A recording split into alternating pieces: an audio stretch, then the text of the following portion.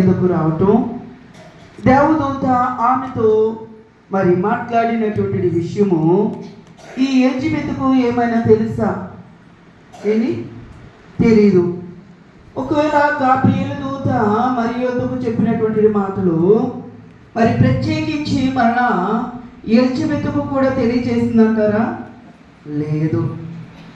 మరి ఏమీ తెలియకోకుండా ఏ రీతిగా ఈ ఎలిజబెత్ మరియాను చూడగానే నా ప్రభు తల్లి నా ఎదుకు వచ్చుట నాకు ఎలా ప్రాప్తించెను అని ఎలాగా ప్రభువుని ప్రభు అని ఎలాగనుచున్నట్టు. పోనీ ఏమైనా ఈ కన్యైన మరి అనేటువంటిది తనకు కడుపు పైన పైకి వచ్చిందంటారా? లేదు. ఎప్పుడైతే దేవదూత ద్వారా వర్తమానము తెలుసుకున్నదో ఆ యొక్క వార్త విని వెంటనే దేవుని సన్నిధిలో దేవదూత ద్వారా ఎప్పుడైతే ఈ యొక్క శుభవచనము మరి తెలుసుకున్నదో మరి అక్కడి నుండి బయలుదేరి ముందు ఎవరి దగ్గరికి రావాలనుకున్నదంటే ఎలిజబెత్ యొద్దకు రావాలనుకున్నది. దేవుని ప్రియమైన విశ్వాసులారా, అయితే ఇదంతా నేను తెలియజేస్తాను. ముందుగా నేను చెప్పాలనుకునేటువంటిది ఏమిటి అని అంటే, ఈ యొక్క ఎలిజబెత్ లేవి గోత్రికురాలు. ఈ యొక్క ఎలిజబెత్ లేవి గోత్రికురాలు. ఈమె అహరోని యొక్క కుమార్తెలలో ఒకరై ఉన్నారు. దేవునికి స్తోత్రం, హల్లెలూయా. మరి మనందరికీ తెలుసా ఎలిజబెత్ అని మనం అనుకుంటున్నాము కదా. మరి ఇక ఎలిజబెత్ ఎవరి కూతురు ఎవరి కుమార్తె అనేటువంటి మనకు తెలుసా? ఇప్పుడు ఇక్కడ నిలబడినప్పుడు పౌలు గారు ఏం చెప్పారు చెప్పండి? జానయ్య గారి యొక్క కుమార్తె. చెప్పకపోతే మీకు తెలుస్తుందా? తెలియదు కదా. దేవుని ప్రియమైన విశ్వాసులారా, ఇప్పుడు ఈమె ఎవరి కుమార్తె? అహరోని యొక్క కుమార్తెలలో ఒకరై ఉన్నారంటే ఎలిజబెత్. దేవునికి స్తోత్రం, హల్లెలూయా. అయితే ఇక ఎలిజబెత్ దేవునిలో ఏమేమి కలిగి ఉన్నది, ఎటువంటి స్థితి కలిగి ఉన్నది? నేటి దినాన్ని మనం సంఘంలోనికి వస్తూ ఉన్నాము, వెళ్తూ ఉన్నాము. మరి అనేకమైన ఆదివారాలు, ఎన్ని ఆదివారాలు కూడా మనకి లెక్కించుకునేటువంటి ఆదివారాలు కదా. మనము ఎన్ని ఆదివారాలు నువ్వు రక్షణ పొందిన కాంచి నువ్వు తెలుసుకున్న కాంచి అంటే మనం చెప్పలేము. ఎందుకంటే ఎంతో కాంచి వస్తున్నాం, ఎన్నో ఆదివారము ఆరాధనకి ఇస్తున్నాము, ఎంతో కాలం నుంచి సంస్కారం తీసుకుంటున్నాము. కానీ ఎటువంటి స్థితి పొందుకున్నామో ఏంటనేటువంటిది మనము గ్రహింపు లేని వారిగా ఉంటున్నాం. మనము లోకములోను, సమాజములోను, సంఘములోను, కుటుంబములోను మనము అనేక రీతిలుగా మంచి స్థితిని మనము కలిగిన వారిగా ఉన్నాం. మంచి స్థితిని సంపాదించుకున్నటువంటి వారిగా ఉండాలి. కనుక మరి ఈ యొక్క ఎలిజబెత్ను గురించి ఏమని వ్రాయబడింది అని అంటే, ఈమె ఒక నీతిమంతురాలు. ఈమె నీతిమంతురాలు. ఇప్పుడు కన్యక అనేటువంటి మరియను గురించి మనకు తెలుసు. ఆమె నీతిమంతురాలు కాబట్టి దేవుడు ఆమె గర్భమును కూడా వచ్చి ఉన్నారు. దేవుని ప్రియమైన విశ్వాసులారా, అయితే ఎలిజబెత్ను గురించి మనము చూసినట్లయితే ఈమె నీతిమంతురాలని సాక్ష్యం ఇస్తూ ఉన్నది. నేటి దినాన్ని సంఘములో మనకు వచ్చి ఈమె నీతిమంతురాలని ఎవరైనా సాక్ష్యం ఇచ్చేవారు ఉన్నారా? మనకు వచ్చి నీతిమంతులని సాక్ష్యం ఇచ్చేవారు ఎవరైనా ఉన్నారా? అమ్మా పలానా వారు ఎలాంటి వారు అంటే, బాబా మనిషిని చాలా గెయ్యాలి బాబు, బాబా మనిషిని ఆ మనిషి గురించి మాట్లాడతాడు బాబు, చాలా చిరాకు. ఎందుకంటే మనిషి ఎప్పుడు చూసినా సారీ చెప్తానే ఉంటుంది, ఎప్పుడు గొడవలు పెడతానే ఉంటుంది, ఎప్పుడు పక్కింటి విషయాలే కావాలి, పొరుగు విషయాలే కావాలి. ఏంటి ఎప్పుడు చూసినా చర్చిలోకి వచ్చిన చర్చిలో కూడా ఎవరితోటి గొడవ పెట్టుకోకుండా కలదండి అని చెప్తూ ఉంటారు. మన గురించి అంత గొప్పగా చెప్తారు కదండి. ఏంటి స్త్రీలు చాలా మంచి వాళ్ళం కదా మనం అందరం. ఏంటి అస్సలు కోపం అనేటువంటిది రాదు కదా మనకి. పక్కుల పట్ల ఎంత జాలి చూపిస్తాం, మనము ఎంత దయ చూపిస్తాం కదండి. చర్చిలో కూడా మనకి ఎందుకు గొడవలు వస్తాయి? ఇక్కడ బైబిల్ ఎత్తుకుంటే నువ్వు పెట్టిన బైబిల్ పక్కన ఇచ్చేసి ఇక్కడ నా బైబిల్ చూసా కదా, అయినా ఇక్కడ ఎందుకు కూర్చున్నాం, దాని గురించి గొడవ. ఏంటి ఎవరు మనం మర్చిపోతాం? మనము విశ్వాసులు మనం మర్చిపోతాం. చర్చికి వచ్చామనేటువంటి విషయం మర్చిపోతాం. నీతిమంతులని మనం మర్చిపోతాం. దేవుని పిలవమని మనం మర్చిపోతాము. అన్నీ మర్చిపోయి ఏంటి మనం ఏం చేస్తూ ఉంటామంటే ఏదో ఒక రూపంలో మన యొక్క స్థితి మన గురించి సాక్ష్యం ఇస్తూ ఉంటుంది అన్నమాట.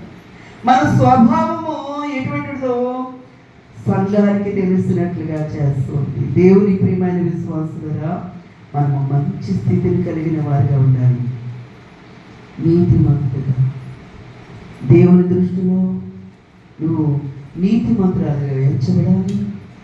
అలాగే యాజకుల దృష్టిలో నీతిమంతుడిగా ఎంచబడాలి. విశ్వాసుల దృష్టిలో నీతిమంతులుగా ఎంచబడాలి. సమాజంలో నీతిమంతులుగా ఎంచబడాలి.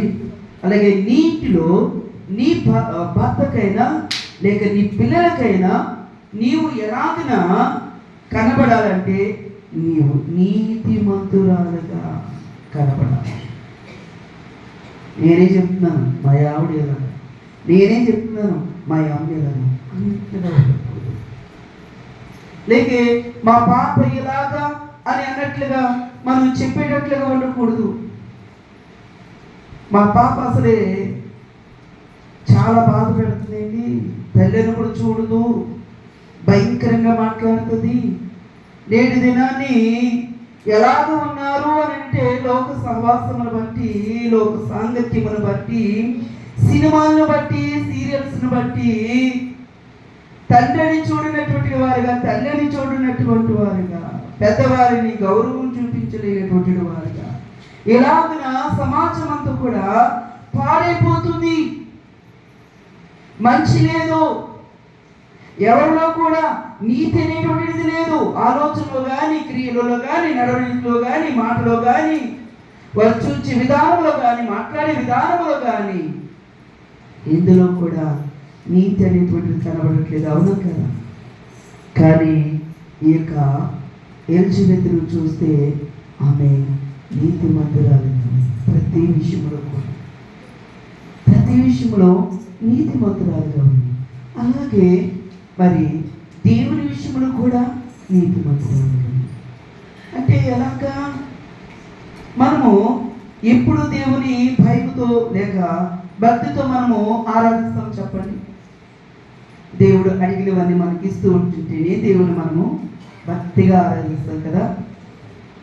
దేవుని వలన మనకి ప్రయోజనం లేకపోతే కనుక, దేవుని వలన ఏ ఉపయోగం లేకపోతే, దేవుని వలన ఎటువంటి సహాయం లేకపోతే, ఎటువంటి ప్రతిఫలం లేకపోతే ఏంటి భక్తిగా ఆరాధిస్తారా? అబ్బే అక్కడే తెలిసిపోతుంది మన భక్తి ఎంతవరకు ఉందో, మన నీతి ఎంతవరకు ఉందో. కానీ వారి పిల్లల కొరకు చూసి చూసి చూసి చూసి వృద్ధాప్యము వచ్చేసింది. అయినా దేవుని పని విడిచిపెట్టలేదు, దేవుని సేవ విడిచిపెట్టలేదండి. ఈ యొక్క జకరియా, ఎలిజబెతులు వారు వృద్ధాప్యము వచ్చినప్పటికీ కూడా సంతానము కొరకు ఎన్నో కలలు కన్నారండి, ఎంతో ఆశపడ్డారు, ఎన్నో ప్రార్థన చేస్తారు. కానీ వారికి పిల్లలు కలగలేదు. అయ్యో మనము ఎన్నో విధాలుగా పరిచయం చేస్తాము, ఎన్నో చేస్తాము, కానీ అన్నీ విడిచిపెట్టి వేసి దేవుని పని మనం చేసినప్పటికి కూడా దేవుడు మనం కనికరించలేదు, దేవుడు దయ చూపించలేదు. ఎంతకాలము మనము చేసినప్పటికీ కూడా దేవుడికి కొంచెమైన మన పట్ల దయ లేదే అనేటువంటి వారుగా మనకి ఎదురు చూసి ఓపిక లేదు, కనిపెట్టి ఓపిక లేదు అని అన్నట్లుగా ఏమైనా విడిచిపెట్టేస్తారంటారా? దేవుని పరిచయం విడిచిపెట్టేస్తారా? దేవుని సేవ విడిచిపెట్టారా? ఏది మానలేదు. మనమైతే మేలు కలిగితేనే ఉపయోగం ఉంటేనే దేవుని సన్నిధికి వస్తాం, లేకపోతే వస్తామా మనమందరం? కనుక ఏ ఉపయోగము ఆశించకుండా దేవుని యందు నిలిచారే అందులోనే వారికి నీతి ఎంత గొప్పగా ఉందో కనబడుచున్నది. కొంతమంది మన ఇంట్లో వాళ్ళు మనం ఏం చేస్తూ ఉంటారంటే డిస్టర్బ్ చేస్తారు. ఇంకా ఎందుకయ్యా ఏముందని చెప్పి, ఓ వెళ్తున్నావు, ఇంకా ఏముందని వెళ్తున్నావు, మనకేం జరిగింది, నష్టమే కానీ మేలు లేదు కదా, మనకు అన్ని ఈ కష్టాలే, అన్ని శ్రమలే, ఇబ్బందులే, కనుక ఇంకా ఎందుకు మనం ఇంకా ఎందుకు వెళ్ళాలి, ఇంకా ఎందుకు మనం చేయాలి, ఇంకా ఎందుకు ఉండాలి అక్కడ, ఇంకా ఎందుకు వెళ్ళాలి మందిరానికి, ఇంకా ఎందుకు దేవునిని మనము ఆరాధించాలి అనేటువంటి వారు మన కుటుంబాల్లోనే ఉంటారు. దేవుని ప్రియమైన విశ్వాసులుగా, కానీ వారి విశ్వాసము ఏమాత్రము సన్నిధిని పోకుండా వారి ఆత్మీయతను కాపాడుకుంటూ వచ్చారు. నిజమైనటువంటి నీతిని కలిగిన వారిగా ఉన్నారు. దేవునికి స్తోత్రం, హల్లెలూయా. అమ్మా ఇప్పటి వరకు బాగానే ఉన్నారు, వాక్యం అనగానే ఏంటి నిజమైన ధ్యానంలోకి వెళ్ళిపోతున్నారు. ఇంకా అప్పుడే నిజమైన ధ్యానపరులు అయిపోయారు మీరు. ఏంటి ఎన్ని దర్శనాలు వచ్చాయి కదా, ఏంటి ఇలాగ కూర్చున్నాను మోగళ్ళకి వెళ్ళండి అంటనే దర్శనం వచ్చేస్తుంది. ధ్యానపరులు మనం. మా తండ్రి గారుతో ఒక ఆయన ఉండేవారు, ఏసురత్న గారి. కారు దగ్గరికి కారు ఎక్కే లోపల కారు అందరికంటే ముందుగా కూర్చుని కొనుకేసేసేవారు. మా తండ్రి గారు పిలిచేవారు, ఏసురత్న గారు అయ్యగారండి, అప్పుడే ఈయన పేరేంటి, అయిపోయి లేదండి అయ్యారండి, అసలు పడుకోలేదండి అని. అప్పుడు సగం కొనుకైంది. ఇలాగా మనం కూడా ఏం చేస్తామంటే పాటలు పాడని చెప్పు హుషారుగా ఉంటాం. వాక్యం అనగానే ఎక్కడి నుంచి వచ్చేస్తుందో తెలియదు, కూడా జోకులమ్మ తీసుకుంటాం. ఏంటి వాక్యం స్టార్టింగ్లో మొదలవుతుంది, ఆమె అన్నప్పుడు అది కూడా ఎండింగ్ అయిపోతుంది అనమాట. మనకి మధ్యలో ఏం జరిగిందో ఏం చెప్పారో మనకి ఏమి అర్థం కాదు కదండి. హలేలి అంటే హలేలి అంటారు మధ్యలో, అంతే, మళ్ళా నిద్రలోకి వెళ్ళిపోవడమే. కానీ వాక్యం ఏం చెప్పారో కూడా మనకి అర్థమవుతుందా, తెలుస్తుందా? దేవుని వాక్యం ద్వారానే కదా మీకు వెలుగు, దేవుని వాక్యమును బట్టే కదా దేవుని మహిమ, దేవుని వాక్యమును బట్టే కదా నీకు ఆశీర్వాదం, దేవుని యొక్క వాక్యమును బట్టే కదా నీకు దీవెన. వాక్యమే లేకపోతే, దేవుడే నీలో లేకపోతే, నీ హృదయంలో దేవునికి స్థానం లేకపోతే మనం ఏ ఆశీర్వాదము అని పొందలేము. వాక్యమే దేవుడే నేను అని ఉన్నది. వాక్యమే దేవుడై నీ హృదయంలో దేవుడు ఉంటున్నాడా, దేవుని స్థానం ఉంటుందా? నువ్వు నిద్రపోతే దేవుడు నీలో ఉంటారా? నిద్రపోయే వాళ్ళు ఉంటారా? మెలుపుగా ఉండి వినే వాళ్ళు ఉంటారా? మెలుపుగా ఉండి ఓపికగా వింటారు కదండి. నిద్ర వచ్చేస్తున్న రెప్పలో బ్రతిమాడుతూ ఉన్నప్పటికీ కూడా అని వింటారు కదా, బ్రతిమాడుతూ. అలాంటి వారు దేవునికి స్తోత్రం, హల్లెలూయా, హల్లెలూయా.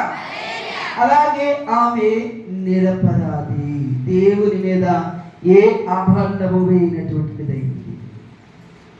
ఏ తప్పు కూడా, ఏ నేరము కూడా దేవుని మీద మోపలేదు. నేటి దినాన్ని చాలా మంది దేవుడు మాకేం చేశాడు, దేవుడు ఇలా చేశాడు, దేవుడు అలా చేశాడు, దేవుడు అన్యాయం చేశాడు, దేవుడు మోసం చేసేసాడు అని ప్రతి విషయంలో కూడా దేవుని మీద నిందలు మోపేవారు ఎంతమంది లేదంటారు. నేటి దిన మనకి ఏ కష్టం వచ్చినా, ఏ బాధ వచ్చినా, ఏ ఇబ్బంది వచ్చినా ముందు ఎవరిని అంటారు చెప్పండి? ఎవరి పేరు తీసుకొస్తున్నావు? ఎవరిని తీసుకొస్తున్నావు? దేవుని ప్రియమైన విశ్వాసులు. కానీ ఆ యొక్క ఎలిజబెత్ నిరపరాధిగా ఉంది. దేవుని మీద ఎటువంటి నేరము మోపలేదు, ఎటువంటి నింద మోపనటువంటిదిగా, దేవునిని నమ్మినటువంటిదిగా, దేవుని అవమానపరిచినటువంటిదిగా ఉంది.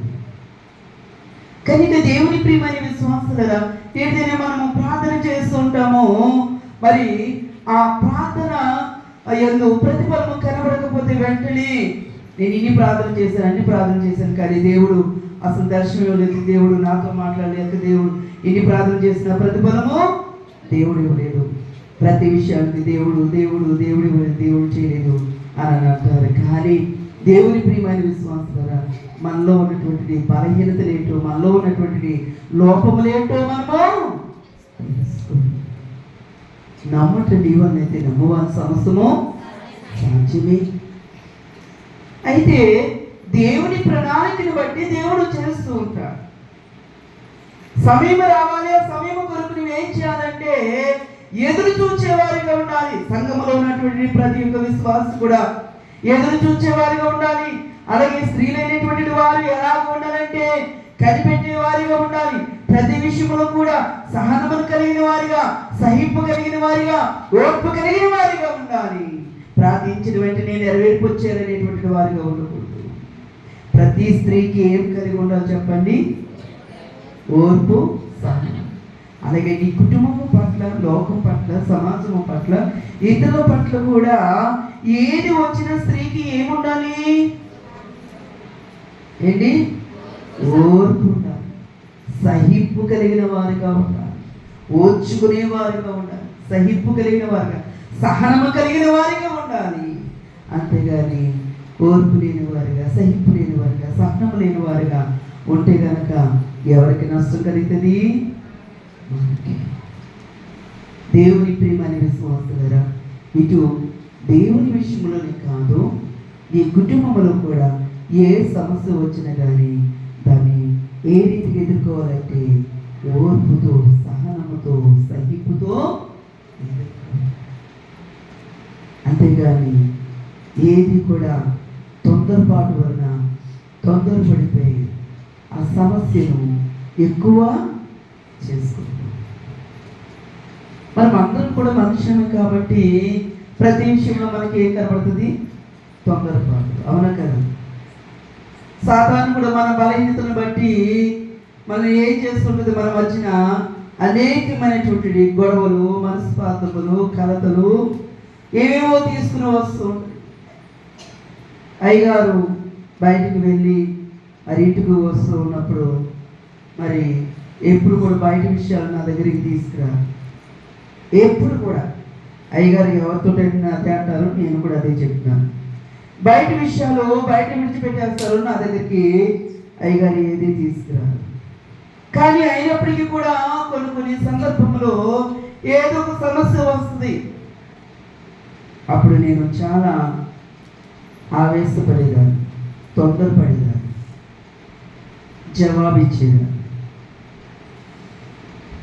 అయితే దేవుని యొక్క సన్నిధిలో దేవుని అడిగాను నేను, ప్రభువా, నేను ఎందుకు మంచిగా ఉండలేకపోతున్నాను? నేను ఎందుకు మంచిగా ఉండలేకపోతున్నాను? ఎందుకు సమాధానముగా ఉండలేకపోతున్నాను? మరి ఇలాంటి మరి స్థితి కలిగి ఉన్న దేవుని రాజ్యానికి ఏంటి మనం ఏమనుకుంటాం? నేను నా భర్తతోనే కదా, నా పిల్లలతోనే కదా అని అనుకుంటాం. కానీ మనం చేస్తున్నది అది పాపం. నేను ఎందుకు మంచిగా ఉండలేకపోతున్నాను? ఎందుకు సరిగ్గా ఉండలేకపోతున్నాను? ఎందుకు మౌనంగా ఉండలేకపోతున్నాను? ఎందుకు సహనంగా ఉండలేకపోతున్నాను? అయ్యగారు వాక్యంలో చెప్తూ ఉంటారు, పెళ్ళిళ్ళు భర్త కోపముగా ఉంటే భార్య సాకు దాచాలంట, భార్య కోపపడితే భర్త సాకు దాచాలంట. విన్నాను, ప్రార్థించుకున్నాను. ఏది మన వలన అయితే సాక్షి కాదు. నేను ప్రార్థించుకున్నాను దేవుని దగ్గర, మంచి వరములు కావాలి, మంచి లక్షణాలు కావాలి, మంచి స్త్రీగా గుర్తింపు పొందాలి, లోకములు, సమాజంలో, కుటుంబంలో మంచి గుర్తింపు కలిగి ఉండాలి అని దేవుని అడిగాను. ప్రభు అలా ఉండాలంటే ఏం చేయాలి ప్రభు? నాకు సహనం ఓర్పు ప్రభు అని అడిగాను. దేవుని అడిగి బలము పొందుకున్నాను. దేవుని అడిగి బలము పొందుకున్నాను. నేను ఇప్పుడు ఏది వచ్చినా కానీ ఆవేశపడు. ఒకవేళ ఏదైనా చిన్న మాట వెంటనే ఏమంటున్నాను, నేను క్షమించండి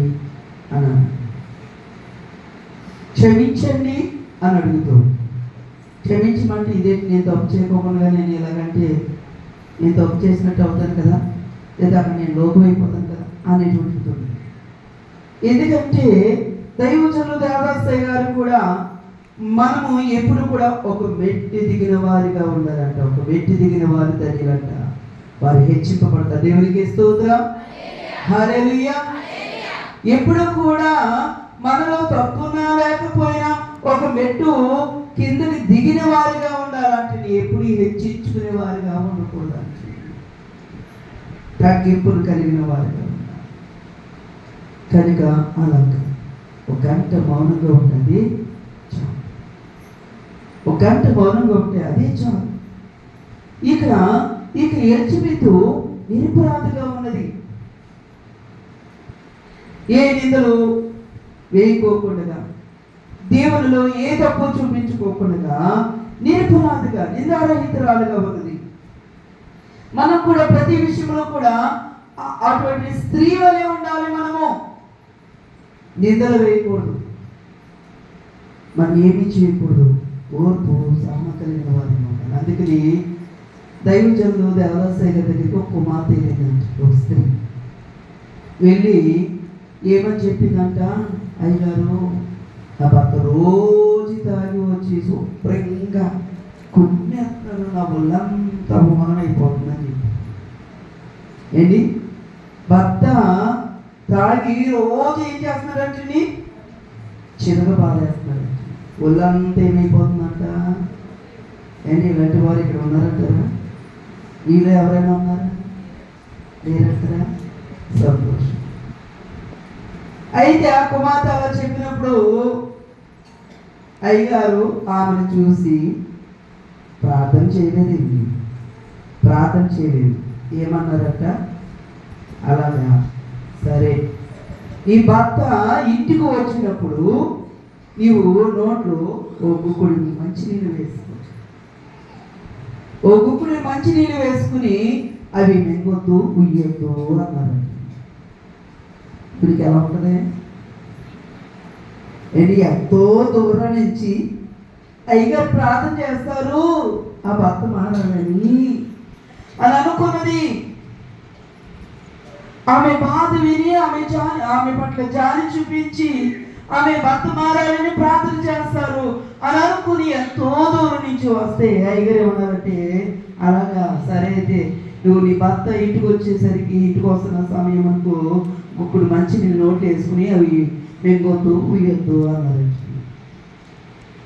ఇదేంటి ప్రార్థన చేస్తారేమని అనుకుంటే, ఇదేంటి నోట్లో నీరు వేసుకోవాలా, మింగకూడదు, ఉయ్యకూడదు అంటే ఇదేంటమ్మా అనుకుని బాగానే ఉండేది శాస్త్రం అని అనుకుని ఎదుగుతుంది.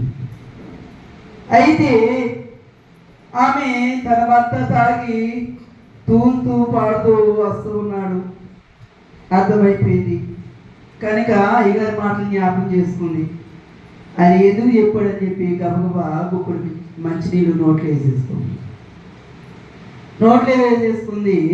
తన భర్త వచ్చి భయంకరంగా ఆమెను తిడుతున్నాడు, కోపడుతున్నాడు, ఆమెను కొడుతున్నాడు. కానీ ఏం మాట్లాడుతుంది, ఎందుకంటే అయ్యగారు ఏమన్నారు, నోట్లో నీళ్ళు ఊయకూడదు, మింగకూడదు. రైగా చెప్పారు కదా, మరి మింగేస్తే మన నోట్లో మళ్ళీ ఏమొచ్చేది, మంచి మాటలు వస్తాయి కదండి. ఏంటి, కోపంలో ఉన్నప్పుడు మనము ఇంకా కోపం పుట్టే మాటలు మాట్లాడుతామంటే, మరి మగవాడు కోపంలో ఉంటే ఏమవుతుంది అక్కడ ఏంటి. ఇప్పుడు స్త్రీలు మగవాడు బలవంతులైపోయింది, మగవారి కంటే బలవంతులైపోతున్నారు. సీరియల్స్ స్త్రీల్ని బలవంతంగా చేస్తుంది అనమాట.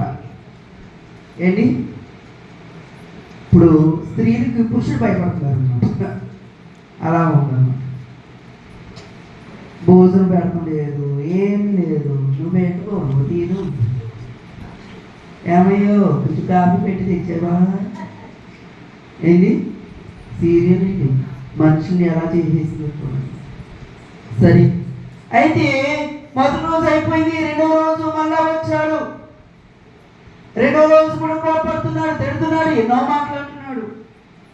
సడన్ గా అనుకుంటాడు, ఏమిటి మనిషి నోరేసి పడిపోయేది, గెయ్యలాగా పడిపోయేది, నా బలమే సరిపోయేది కాదు, నన్ను నా మీద పడిపోయేది, తెరబడి కూడా కొట్టేసేది, భయంకరమైన మాట్లాడేది. ఇప్పుడు ఏంటి, నిన్న ఏం మాట్లాడలేదు, ఈరోజు కూడా ఏం మాట్లాడలేదు, మౌనంగా తెచ్చి భోజనము వడ్డిస్తుంది, ఏం మాట్లాడట్లేదు అని అనుకున్నాను.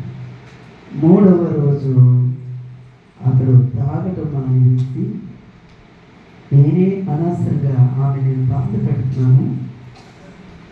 మూడో దినాన్ని మానివేసి వస్తూ చక్కగా పువ్వులు, స్వీటు, హాటు చక్కగా తీసుకొచ్చినట్టు. ఏమాయ్ ఇగో పువ్వులు తెచ్చి పెట్టుకో, అక్కడ పప్పులో నా తీసుకుని తిను అన్నాడట. దేవుడికి స్తోత్రం.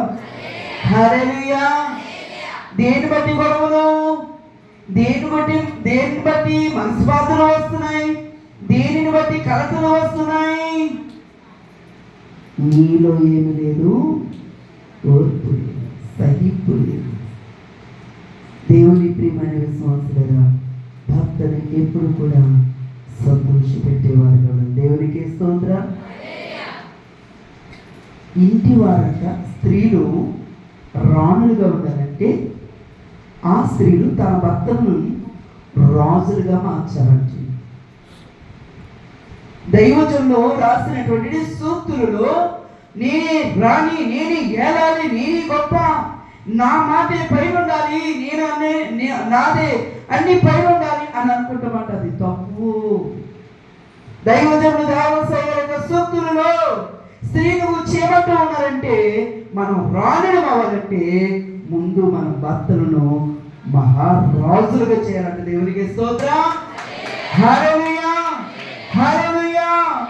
మనము ఇచ్చేసుకుంటాం కాదండి.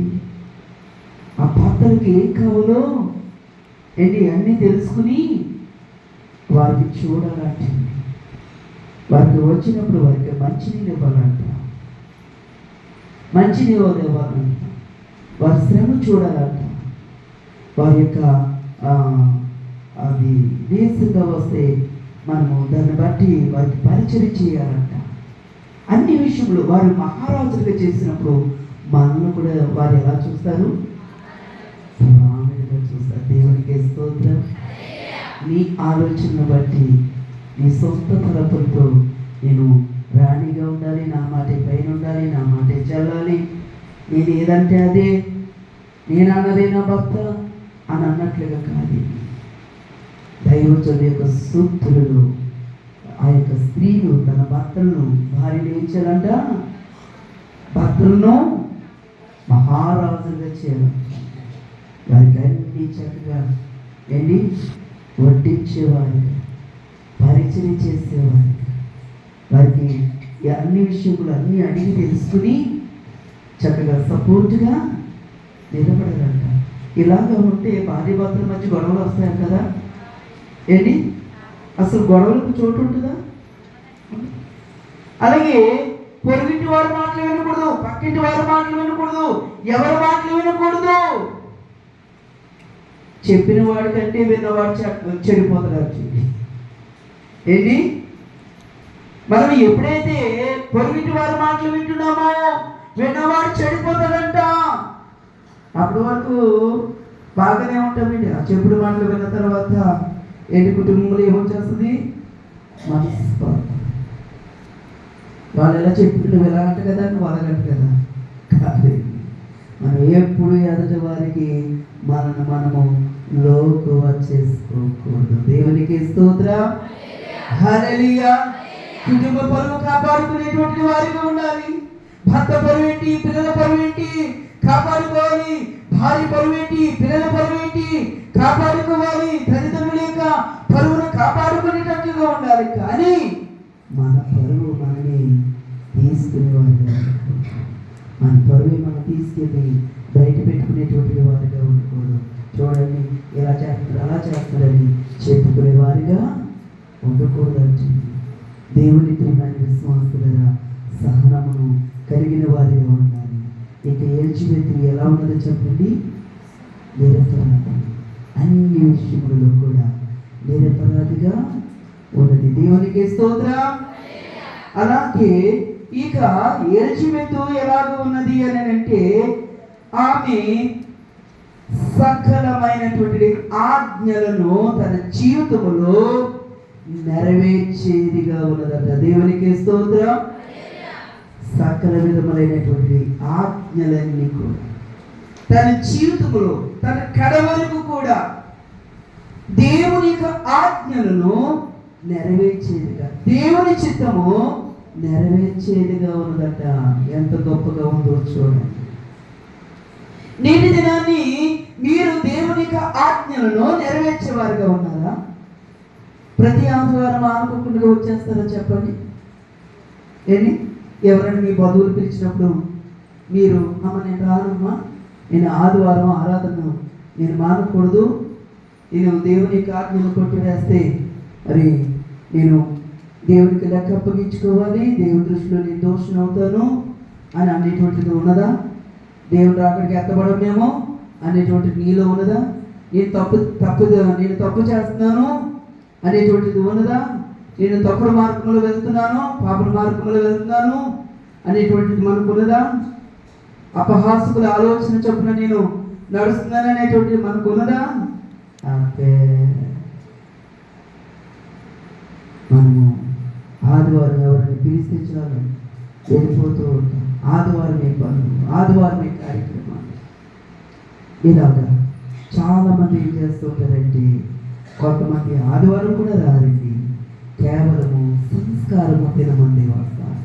అది స్త్రీలు కానీ పురుషులు కానీ, అది ఏ సంఘములోనైనా ఎక్కడ చూసినా ఇలాంటి వారు కనబడుతున్నారు. ఏంటి, ఎప్పుడు నక్షత్రంలో తొడుక్కుమంటారు చెప్పండి? సంస్కారము మందిరం అంతా నిండిపోతుంది. అలాగే పండగ పూట వచ్చినప్పుడు నక్షత్రంలాగా మెరుస్తారు అన్నమాట. మళ్ళా తర్వాత కనపడుతుంది వీరికి ఏమైపోతుందో, ఆ నక్షత్రం ఎక్కడ ఉంటుందో ఏంటి తెలియదు, ఏంటి బార్లో ఉంటుందో ఎక్కడ ఉంటుందో ఏంటో మనకి తెలీదు. అయ్యగారు క్రిస్మస్ వాక్యం చెప్తున్నప్పుడు ఓ మాట చెప్పారు, అది చాలా కాలమైంది. అయితే ఒక ఇంటి పైన స్టార్ చాలా బాగుంటుందండి. అయితే అది వారి ఇంటి వారు కువైట్ వెళ్ళారట. అయ్యగారు అడుగుదామని స్టారు చాలా బాగుంది అని అడుగుదామని చేత కాపీ ఇంట్లోకి వెళ్ళారు. ఇంట్లోకి తెచ్చాక దీపం మీద వాళ్ళు ఎలా పండుగ చేసుకుంటారంటే క్రిస్మస్ పండుగ చక్కగా మందు ఎత్తుకుని గ్లాస్ పెట్టుకుని చక్కగా తాగుతూ పండుగ చేసుకున్నారట. ఇంటి పైన చుక్క ఇంట్లో చుక్క, ఇంటి పైన చుక్క ఇంట్లో చుక్క. ఏంటి క్రిస్మస్ ఇలా కూడా ఎంజాయ్ చేస్తారు కదా? ఈ రీతిగా కూడా చేస్తారా క్రిస్మస్? మందిరానికి రారండి, కానీ అబ్బాయి అంత బాగా చేసుకుంటారండి, పిండి వంటలు చేసేసుకుంటారండి, ఎల్లలు వేసేసుకుంటారు, రోగులు వేసేసుకుంటారు, కొత్త బట్టలు కొనేసుకుంటూ ఉంటారు, ఫ్రెండ్స్తో పార్టీలు చేసుకుంటూ ఉంటారు. ఏంటి క్రిస్మస్ అంటే ఏంటో అనుకుంటున్నారు? దేవుని సన్నిధిని ఎలాగో ఆరాధించాలో, దేవుని ఎలాగో ఆరాధించాలో, మరి భాగ్యమైనటువంటి క్రీస్తును ఏ రీతిగా ఆరాధించాలో, ఏ రీతిగా స్తుతించాలో కూడా తెలియనటువంటి జనాంగము ఉన్నారండి.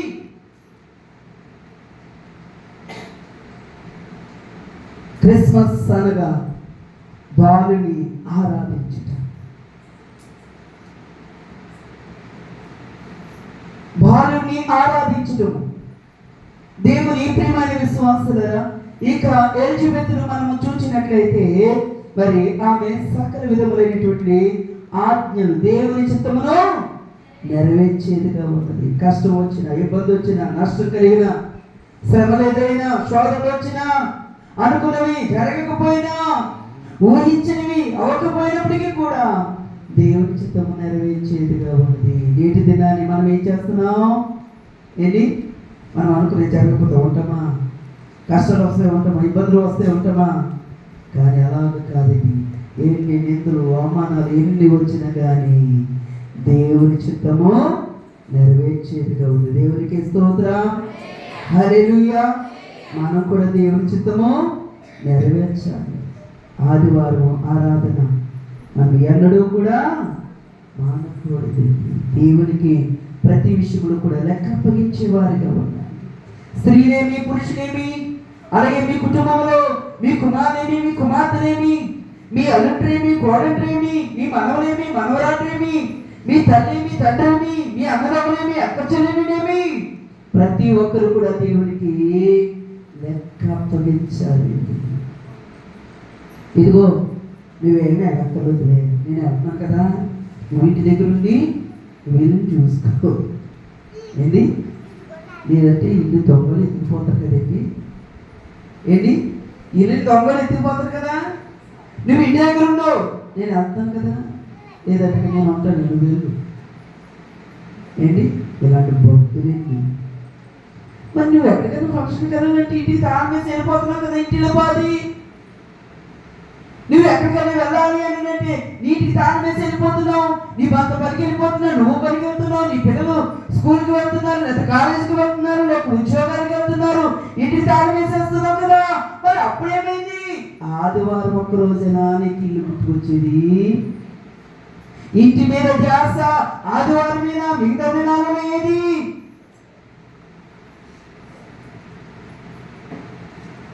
దేవుని మీద భక్తి లేదండి. నీ మీద ఉన్నంత ఇది ఇంటి మీద ఉన్నటువంటి భక్తి అధ్యాస దేవుని మీద పెట్టలేకపోతున్నా. ఈ దినాన్ని మనకి ఉండటానికి ఇల్లు ఇచ్చింది ఎవరు? నివాస స్థలం ఇచ్చింది ఎవరు? కట్టుకోవటానికి వస్త్రం, తినడానికి ఆహారం ఇచ్చింది ఎవరు? ఈ దినాన్ని 5 ఏళ్ళు నోట్లోకి వెళ్తున్నాయంటే ఎవరిచ్చిందమ్మా? ఈ దినాన్ని నువ్వు చక్కగా చదువుకుంటున్నావు, మరి నీకు ఆ యొక్క చదువుకోవటానికి అన్నీ కల్పించిన సకల సౌకర్యము అందించింది ఎవరు? దేవుడు. నీ తల్లి కాదు, నీ తండ్రి కాదు. వారు కూడా దేవుడు ఇవ్వకపోతే వారు చదివించగలరా? ఏంటి ఈరోజు స్థితిలో ఉంటున్నాము అంటే ఎవరిని బట్టి? దేవుని బట్టి. ఎప్పుడు కూడా దేవుడు చేసిన ఉపకారాలు మనము దేనిని పూర్వస్థితి పూర్వ దినాలు మనం ఎప్పుడు మర్చిపోకూడదు. అయ్యగారు ఎప్పుడు కూడా అంటూ ఉంటారు పిల్లలతో, ఎవరే మీరు ఏ డబ్బులు వచ్చిన వాళ్ళు కాదు, డబ్బులు వచ్చిన వారు కాదు.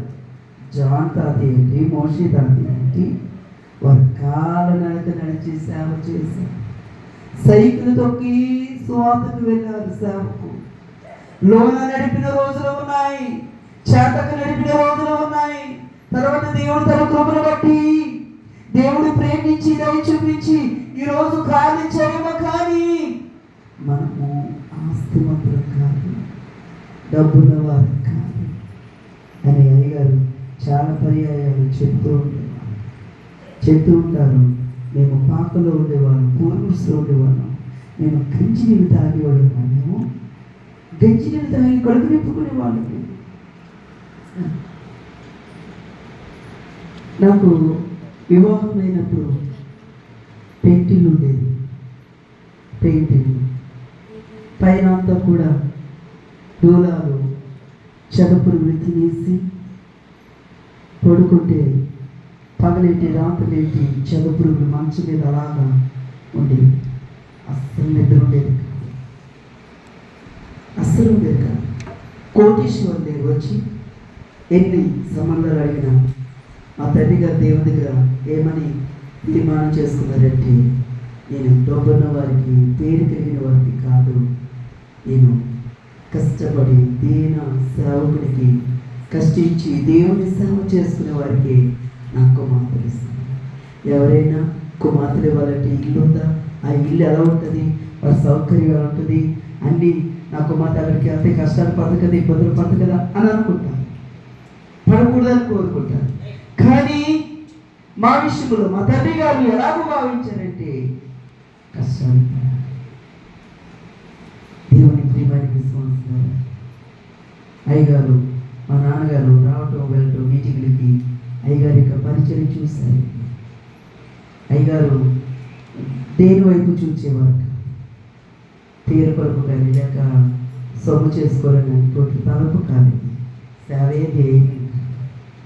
అటువంటిది అలాగే సేవ చేస్తూ ఉండేవారు. నాన్నగారు మరి చూశారు కాబట్టి ప్రార్థించగా మరి అలాగా నన్ను ఇవ్వటం జరిగింది. అయితే భయంకరంగా చదువుకుని పడిపోతుంది.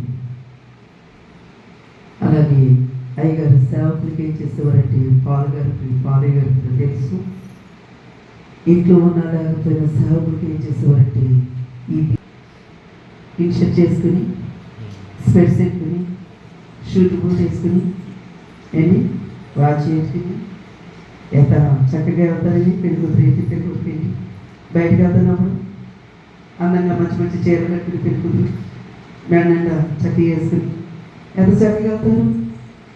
కానీ వివాహం అయింది తర్వాత నన్ను తీసుకువెళ్ళారు. అక్కడి నుంచి కొన్ని దినాలు అయిన తర్వాత తీసుకొచ్చారు. నైట్ అయింది, ఆ రాత్రి మా అమ్మగారు నాన్నగారు భోజనం చేసి వెళ్ళిపోయారు. ఆ మరుసటి రోజు ఎప్పుడు వేసో నాకు తెలియదు.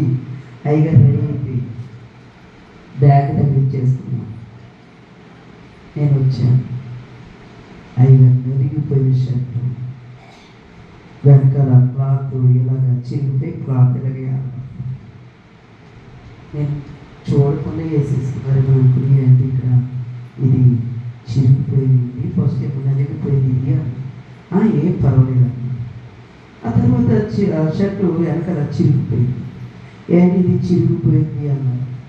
చూశారు, తెలుసు అన్న. మారుతారేమో అనుకున్నాను, మార్చలేదు. అలాగే ఏమైనా మారిపోయారంటారా? ఏంటి ఏమైనా మారిపోయారు? అలాగే రోజు సేవకులు అంటున్నాం. ఇంటిలో చదువుకుని వర్షం వస్తే మంచం మీద కూడా బయటకి దిగిపెట్టిన వెళ్ళిపోయి వర్షం అంతా తడిసిపోయి ఇంకా చదువుకుంటూ పడుతుంది. ఎప్పుడైనా ముందు వెళ్తుంటే ట్రైన్లో అయ్యా నా యొక్క అలా చూస్తుంది. చాలా భయం అయ్యారు. ఎందుకు చూస్తున్నారు అని అడగాలనిపించి అన్నారు. ఇక్కడ పరిస్థితుల గురించి ఏమి చెప్పకు,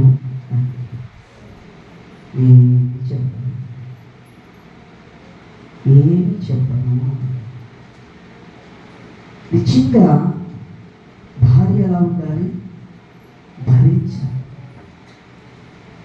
భార్యను భర్త భరించాలి, భర్తను భార్య భరించాలి. అన్ని విషయంలో కూడా సాటి అయిన సహాయము అంటే ప్రక్కటెంపులలోకి ఎముకంటే ఎలా ఉండాలి? నువ్వు అలా ఉంటున్నావా? ఆలోచనలో, బాధలో, కష్టాల్లో, ఇబ్బందుల్లో, సంతోషంలో అన్నింటిలో పంచుకోగలిగినట్లుగా ఉంటున్నావా? ఏమో చెప్పరే. కనుక దేవుని ప్రియమైన విశ్వాసులరా, నేను ఇదంతా నా ఘనత కొరకు, నా గొప్ప కొరకు నేను చెప్పట్లేదు. ఎలా ఉండాలి అనే దాని కొరకు చెప్తున్నాను. దేవుని ప్రియమైన విశ్వాసులరా, ప్రతి విషయంలో కూడా కడ వరకు, చనిపోయే వరకు కూడా భర్తతో ఎలాంటి వారైనా కలిసి ప్రేమతో ఏం చేయాలి? మార్చుకోవాలి. దేంతో మార్చాలి? ప్రేమతో. భర్తనైనా లేక పిల్లలనైనా లేక భర్త భార్యనైనా ప్రేమతో మార్చుకోగలిగినట్లు. అలాగే దేవుని ప్రియమైన విశ్వాసులుగా దేవుని చిత్తం నెరవేర్చే విషయంలో మనం ఎలా ఉండాలంటే తెలివి కలిగిన వారు మన జీవితాంతం కూడా దేవుని చిత్తము నెరవేర్చేవారిగా పూర్వస్థితి మనం సంఘంలో కూడా చాలా మంది తన గొప్పతనాన్ని చూపించుకోవాలనుకునేవారు చాలా మంది ఉంటారు. అయ్యగారి దగ్గర కూడా విశ్వాసులు తమ యొక్క గొప్పతనాన్ని అనుకునేటువంటి విశ్వాసులు కూడా ఉంటారు. ఉన్నారా లేరా? ఇది దేవుని ప్రియమైన విశ్వాసం. అది ఏమాత్రం మనకి పనికి రాదు. మనము పూర్వదినాలు మరవకూడదు. దేవుని చిత్తమును మనము నెరవేర్చేవారుగా ఉండాలి. అలాగే మరి దేవుని యొక్క లేఖనములు మనం చూసినట్లయితే మరి ఈ ఇంత గొప్ప స్థితి కలిగి ఉన్నది కనుక ఈమె ఎంతో గొప్ప స్థితి కలిగి ఉన్నది కనుక దేవుని ప్రేమాన్ని విశ్వాసులుగా మరియా యొద్దకు మరి గాబ్రియేలు దూత అనగా ఇప్పుడు నేను చెప్తున్నాను, మరియమ్మ ఆమె లేవీయురాలై ఉన్నది. దేవుని ప్రియమైన విశ్వాసులారా, కన్యకైనటువంటిది మరియా ఆమె లేవీదై ఉన్నటువంటిదిగా మనం చూస్తూ ఉన్నాము. అయితే అనేక మంది యూదా స్త్రీలు మరి ప్రభు వస్తారని తెలియజేశారు కాబట్టి మరి కన్యకులేంటి, అలాగే మరి వివాహమైనటువంటి వారేంటి, అలాగే ఆత్మీయతలో పండిన వారేంటి, అనేక మంది ఎదురు చూస్తున్నటువంటి స్త్రీలలో ఇక మరియా ఒకరే ఉన్నారంట. దేవునికి స్తోత్రం, హల్లెలూయా. అయితే ఆమె ఎలా ఎదురు చూస్తుంది? నేను కూడా ఎదురు చూశానేంటి, నేను కూడా ఎదురు చూసాను, ప్రాణం కొరకు నేను కూడా ఎదురు చూస్తానేంటి అంటే ఎలాగా? సన్నిధి చేసేవారే సిద్ధపాటు కలిగిన వారు, సన్నిధి చేసేవారే దేవుని యొక్క రెండవ రాకడ కొరకు కనిపెట్టేవారు, ఎదురు చూచేవారై ఉన్నారు సన్నిధి పరులు. కానీ సన్నిధి చేయనటువంటి వారు కాదండి, ఆరాధన లేనటువంటి వారు కాదండి, సంస్కారం తీసుకుంటూ ఉంటారు కానీ రక్షణ లేని వారుగా ఉంటారండి, రక్షణ వాక్యం లేనటువంటి వారుగా ఉంటారు, దేవుని ఆరాధించలేనటువంటి వారు కాదండి ఎదురు చూసేవారు. మనం అనుకుంటున్నాం కదా, ఈరోజు అందరం దేవుని రాక కొరకు ఎదురు చూసేస్తున్నాము అని అనుకుంటున్నాం కదా. అనేక మంది స్త్రీలు, యూదా స్త్రీలు అనేక మంది దేవుడు మరి స్త్రీ గర్భం గుండా ఈ లోకానికి ఆయన రక్షణగా వస్తానన్నాడు కాబట్టి అనేక మంది కన్యకులు ఎదురు చూస్తున్నటువంటి వారిలో ఈమె ఒకతై ఉన్నదంటుంది. దేవునికి స్తోత్రం, దేవుని ప్రియమైన విశ్వాసులారా. అయితే ఆమె సాహసమైనటువంటి భక్తి కలిగినదిగా, అంటే వేషధారణ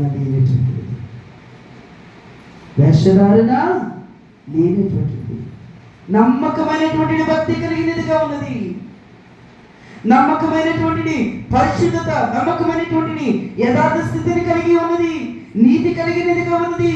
దేవుని రాకడ కొరకు ఆమె ఏ రీతికి ఎదురు చూస్తుందంటే సన్నిధిలో ఉండి ఎదురు చూస్తూ ఉన్నది కనుక దేవుడు చూచాడు.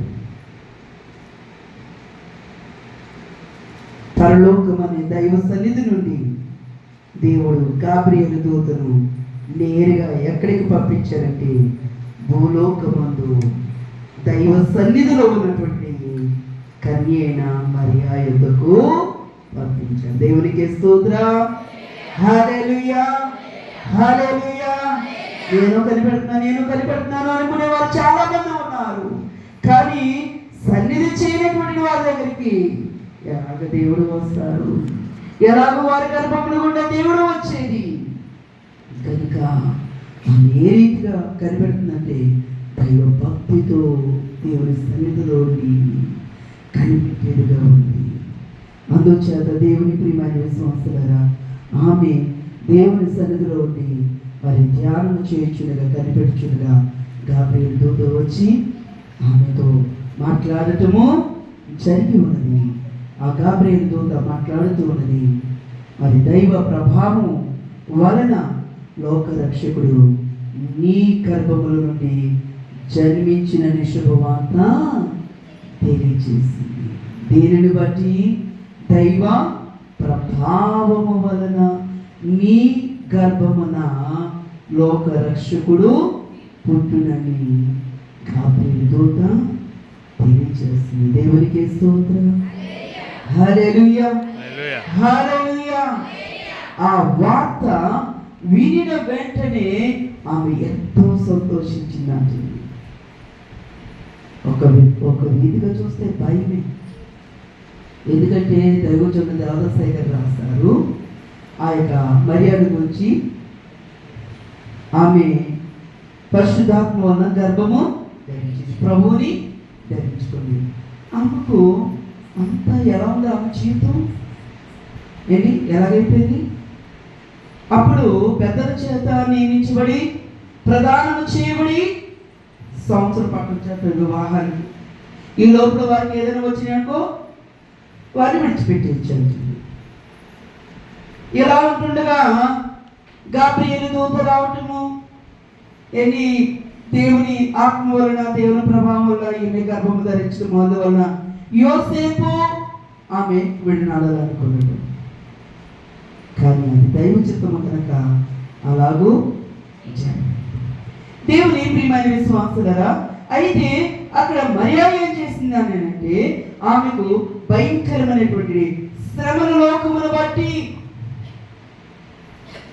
ఎంతో శ్రమ, లోకమును బట్టి భయంకరమైనటువంటి శోధన, లోకమును బట్టి భయంకరమైనటువంటి అవమానం ఎదురవుతుంది. ఎన్నో ఇబ్బందులు, ఎన్నో నిందలు, ఎన్నో కష్టాలు. ఏంటి వివాహం కాకుండా ఏంటి ఈమె అని అనేక మంది అనేక రీతిలుగా ఆయా రీతిలో మాట్లాడేవారు. ఇప్పుడు మన దర్శనం వస్తేనే నమ్మట్లేదు కదా. అలాంటిది పరిశుద్ధాత్మ వలన గర్భం ధరించిందంటే నమ్ముతారా?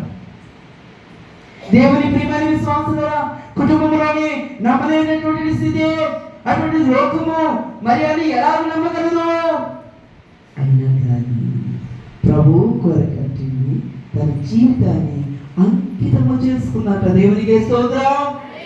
శ్రమలకైనా శోధనకైనా అన్నిటికీ కూడా ఆమె భరించడానికి తన జీవితమే అంకితము చేసిందంటండి. అయితే దేవుని ప్రియమైన విశ్వాసులారా, ఆ యొక్క గాబ్రియేలు దూత చెప్పిన మాటను బట్టి ఆనందించిందంటండి. పరవశించిపోయిందంట, ఆనందించిందంట. ఆనందించి ఆ గాబ్రియేలు దూత చెప్పిన మాటను బట్టి ఆమె సుమారు 80 మైళ్ళ దూరంలో ఉన్నటువంటి గ్రామానికి, హెబ్రోనుకు బయలుదేరిందంటండి. ఎవరో ఈ మరి ఎవరి దగ్గరికి? ఎలిజబెత్ దగ్గరికి. ఈ ఎలిజబెత్ ఈ మరియా ఉన్న వారికి ఎంత ఎడబాపు ఉన్నదంటే 80 మైళ్ళు దూరం. దగ్గర అంటారా?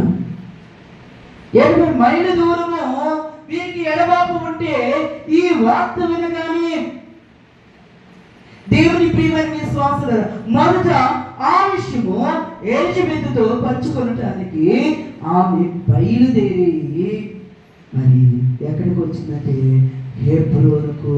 హెబ్రోనులో ఉన్నటువంటి ఎలిజబెత్ యొద్దకు వచ్చిందంట. దేవునికి స్తోత్రం.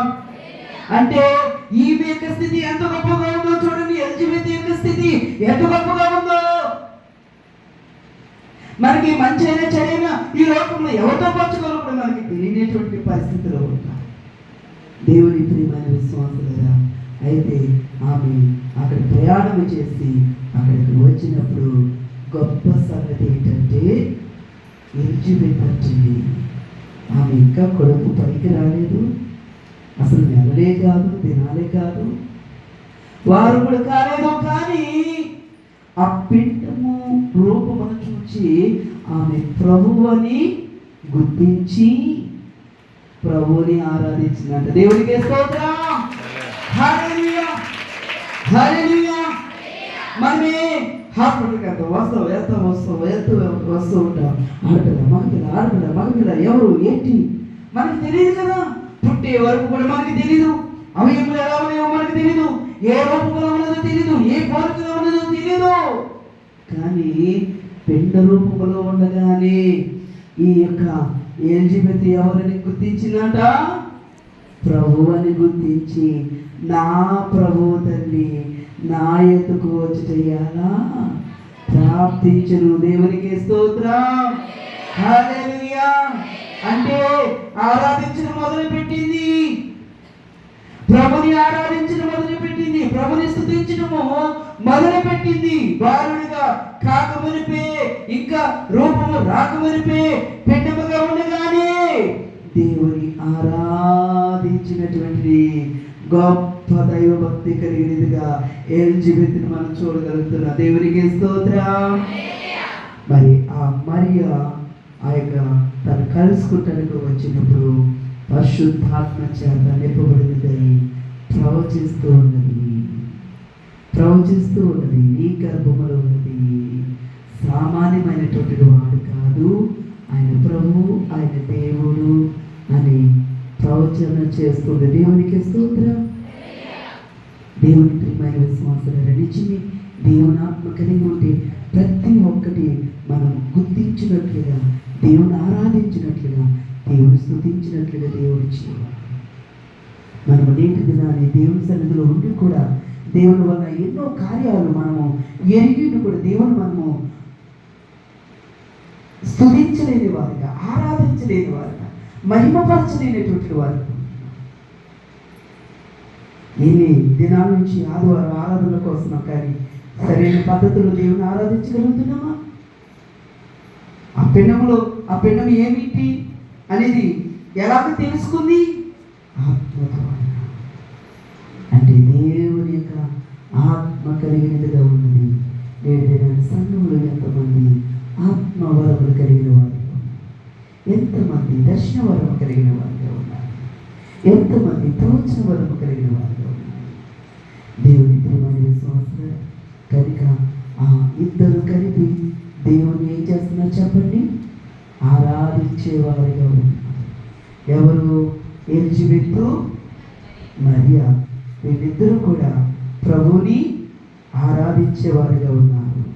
అంటే వారు ఈ యొక్క లోపల ఉన్నటువంటిది మరియకి తెలుసు, కానీ ఎలిజబెత్ తెలియదు కదా. కానీ మరియతో కలిసి ఎలిజబెత్ కూడా దేవుని ఆరాధిస్తుంది. వారిద్దరూ కూడా ఆ యొక్క ఇంటిలో ఉండి, ఎలిజబెత్ ఇంటిలో ఉండి దేవుని ఆరాధిస్తూ ఉన్నారు. ఏమని ఆరాధిస్తూ ఉన్నారంటే, మరి మానవులమైన మనలను దైవ మానవులుగా చేయటానికి నీవు జన్మించుచున్నావని దేవుని ఆరాధించారు. ఆయన ఎందుకు జన్మించారంటే మానవులు దైవ మానవులుగా ఆయన మార్చడానికి, తన రూపములో తన గుణములు ఎత్తడానికి దేవుడు మానవునిగా జన్మించాడు. తన పోలికని ఇవ్వటానికి దేవుడు జన్మించాడు. తన మాదిరి మానవుడిగా జన్మించి మనకి మాదిరి చూపించటానికి ఆయన జన్మించారని చెప్పి, ఇంకా ఆయన భూమి మీదకి రాకుండానే ఆయన దేని కొరకు జన్మించారని ఆరాధిస్తున్నారు? ఈ లోకానికి మాదిరి చూపించడానికి ఆయన వస్తున్నారు, జన్మిస్తున్నారని ఆరాధించారు.